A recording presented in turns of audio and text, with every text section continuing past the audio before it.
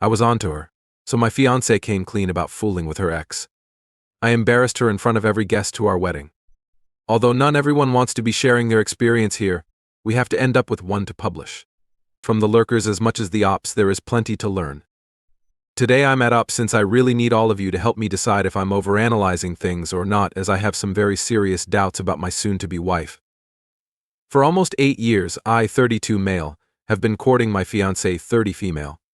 I met her while she was a senior in college, and I was strolling around the campus with my younger brother seeing colleges he could be interested in. She was sporting a Hosier t-shirt, and because I simply liked him as an artist, I had to start a discussion with her. Originally only a remark, I truly thought she would interact with me more, and she did. My brother seemed unhappy since he had to stand off to the side while I yapped on with a strange female. I grabbed her number and we headed to finish the tour, therefore helping him to avoid the tension, only for reference. I wasn't snatching college females like some kind of stalker since I was 2 years out of college at the time. Still, we started talking a lot from that point, and soon we started dating since she truly seemed like everything I had ever seen in a mate. She's often mentioned how she doesn't mind piling pleasant events, hence on her birthday I proposed to her. She was delighted by it, as did I naturally. She answered in line with me. I only proposed to her after so long, as she always made it quite evident how she wanted to be financially comfortable before she ever considered marriage. She worked on a place of her own, therefore it seemed appropriate at last after so long. Now, we have been occupied with a wedding, which naturally causes a lot of trouble, but I believe we agree on most things and we have a great wedding planner, so things are going quite well for us. Given all the stress involved, I truly can't wait for the wedding to be over, just about 5 weeks away. Once the day arrives, I'll make sure to treasure it as much as I can. In any case, that's plenty on it. About 2 weeks ago, I became aware that my fiancée was different. She looked to be starting to behave shirty, and when I would ask basic inquiries like, "Are you okay?" her attitude changed. So she would react strangely, asking questions like, "What makes you believe I'm not okay?" Though not in a hostile manner. She argued that there was no problem whatsoever every time I tried to discuss it, even though I started to believe she was under some type of wedding pressure. Still, I also began to see some strange behavior from her. She would jolt or stammer most of the time, as if caught in the process of performing something.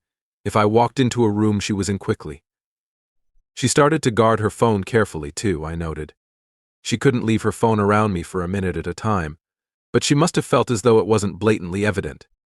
It would continually follow her about, which seemed somewhat strange. Like she would say, "Be out the door already," grab something from the car below, and then dash back in to pick her phone. And that covers activities she can only spend 2 or 3 minutes on. Actually, having knowing her for such a long period, it truly caught my attention as unusual. When I finally saw a notice on her phone when she was resting next to me from a contact named Alex, I became somewhat suspicious about what may have been going on. She snatched it away in less than a second, then glanced up at me after around 5 seconds. She seemed to be gazing at me out of the blue, so I know she attempted to play it off, but I believe she wanted me to see what she did. Though maybe I'm overanalyzing things. I have always been rational, and I prefer to overthink and be incorrect than of not think at all. Now, the only Alex I know that relates to my fiancée is the one she used to date. Yes, Alex is an ex-particle for her. Though it might not have been the same, I knew it was almost certainly him given how fast she discounted the alert. No other Alex could have made her respond that way. In our first year of dating, she shared all about this man. She had split up a year before we met and had begun seeing him when she was 19. She truly seemed over him back then, not as if she were yearning for him. She told me all about him, though, and he was a true a-hole. She could not avoid him either. That was most likely the result of him being her first official partner. He would be the sort not to constantly answer her calls. He was a proper a-hole, not physically violent or anything as horrible as that. She seems to have believed he cheated a lot, but back then she was too young and naive to be able to spot the signals. She reached the conclusion looking back. And he basically looked to be there for the benefits a young, hormonal, energetic male enjoys in a woman. I drew that conclusion and never told her. She loved him a lot, yet she appeared to move past him without any effort. Given what I know about this Alex fella, it seems strange that she would be chatting with him and acting behind my back. Most of our relationship, particularly when men approach her while she's out of the grocery store or on her way to work and so on, she has been outspoken. it seems. Strange, though, because she may be frequently speaking with Alex now and I know nothing about it. Although I wanted more, I honestly doubted that I could obtain the truth from her. Should I ask her, she might lie, tidy the evidence, and I would never know the truth. It would thus be wiser for me to go in and try to uncover the facts myself first.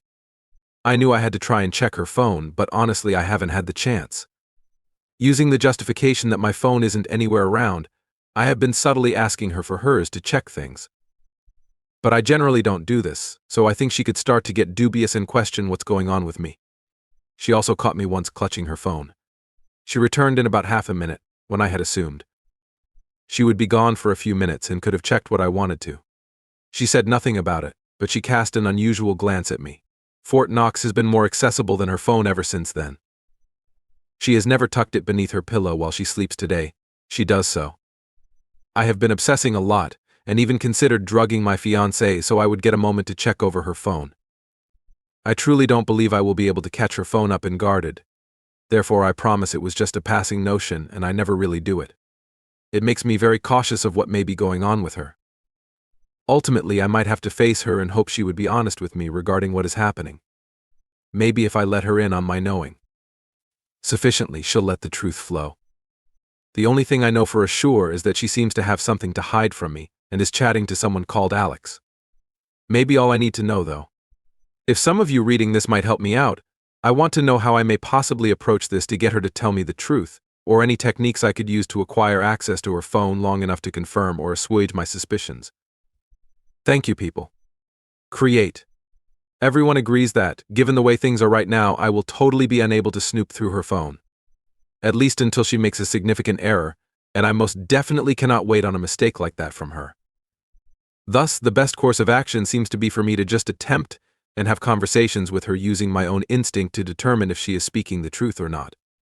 I'm going to get married to this person, hence if I feel she's not being honest, I could consider it worth just tucking tail and leaving.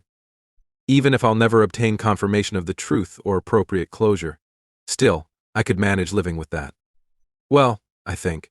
Still, I'll get returning to you guys and let you know whether I really had any luck. Sit down with her. Let her know you are worried, and ask whether she could reassure you the required level. Should she refuse to engage in conversation, or if you find her responses unsatisfactory, those might be all the answers you need. Sometimes the solutions you're looking for concern the general health and openness of your connection rather than what's happening within her phone.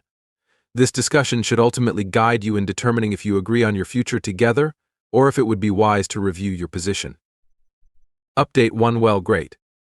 I came to tell a week ago an update to the tale, a brief review. My fiancée could have been cheating on me, or at least speaking with a long-gone ex behind my back. Since she wasn't allowing me any opportunity to go through her phone, I realized I was going to have to approach her about it. She was guarding it in a rather strange manner. Since I published that initial post, I have been quite thinking about how I might get her phone. Yes, I know I made the decision that I would just ask her, but I didn't believe I would receive the truth from her. The issue was, I believe it was beginning to influence my attitude to the point she observed something was wrong, and because she was the one responsible for it, I wasn't exactly a sweetness to her. Though I wasn't a hole either, it was obvious something was wrong, and I suppose she could deduce she was the reason.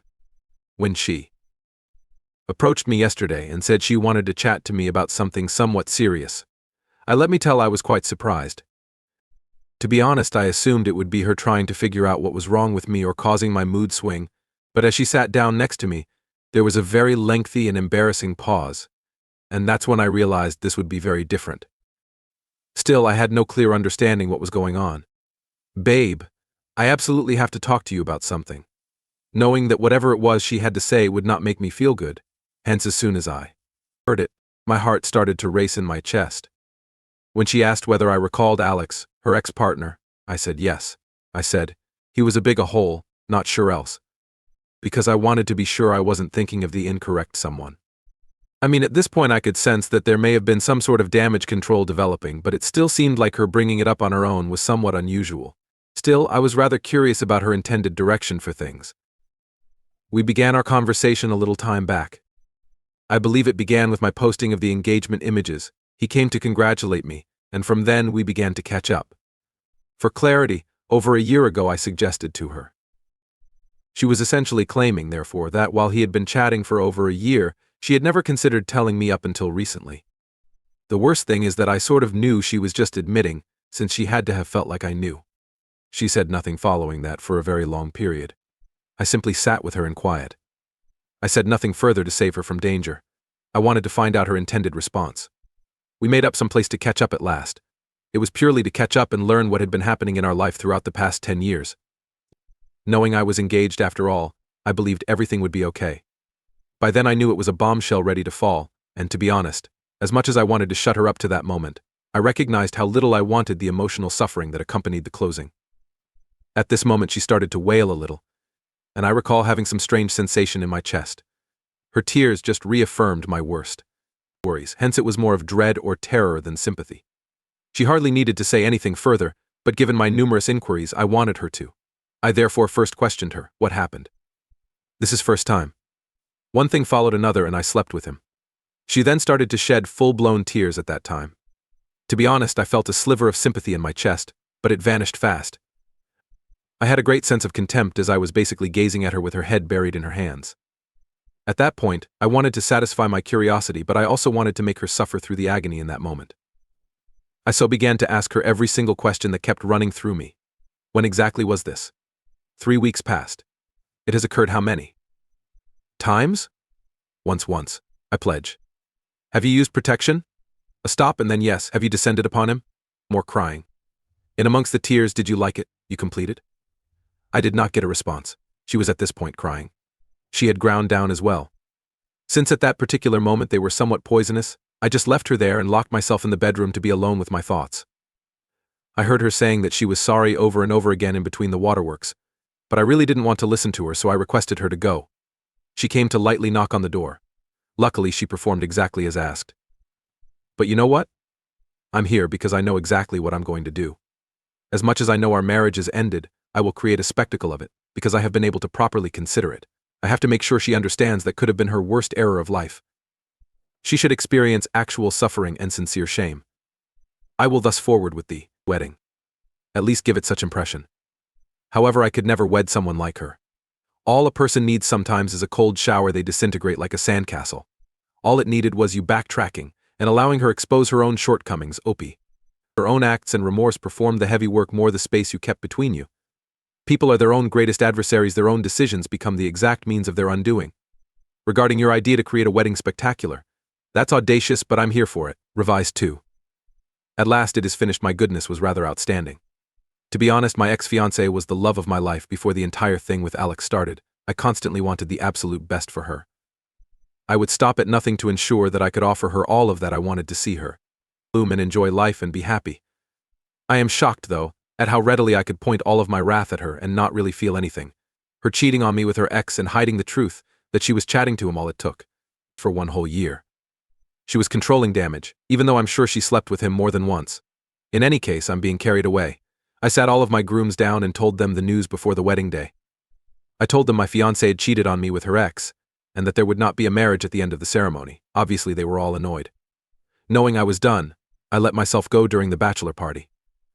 For a lady who had already had her pleasure, I wasn't going to waste a night like that where I could have lots of entertainment. Though naturally it was a fantastic evening, it was tainted by the knowledge that I knew it was not a genuine bachelor party since, at the time I wrote my last report, I had ceased thinking of it as a real wedding. Still, the day arrived and I was up there next to the minister as she arrived strolling down the aisle with her father. Though it is what it is, I have to admit that she looked beautiful and wish I had the chance to witness her go down the aisle as a wonderful lady instead of a cheater. I tried my best to preserve a countenance free of clues as she woke up. The guys did a worse job of it than I did. There was quiet as expected when the minister came to the part regarding anybody having objections. Nevertheless, as soon as I saw him ready to open his mouth, I raised my hand and stated I objected. Though I could hear whispers among the visitors, I was looking at my fiancée and her face turned ghostly. Looking back on it is funny. Just a few weeks before that, right there I started talking about how she had betrayed me with her ex Alex.